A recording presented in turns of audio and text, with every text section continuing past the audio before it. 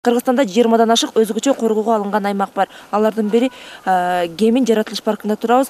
Бул жакта бир жылдын ичинде эле мыйзамсыз аңчылык кылган 4 факт катталган. Кеминде илбир, сача туяктуулардын түрлөрү, аюулар бар. Мындай кызыл китепке кирген тоо жаныбарлары кайда жүрсө аңчылар дагы албетте ошол жакта болот.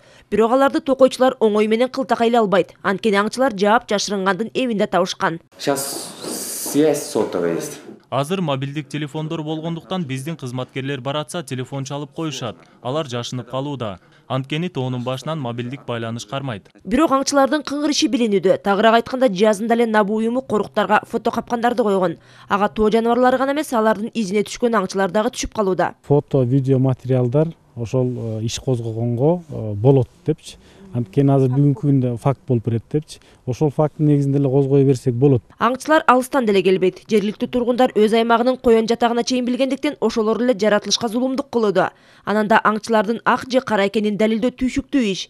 Эми алардын күнөөсү далилденсе, капчыгына күч келгенде эле айып салынат. Эгер илбирсти кылтакай илип же атып алса 500 000 сом, марал, аркар, аюуну жок кылса, ар бир тоо жаныбар үчүн 400 000 сомдон айып салынат.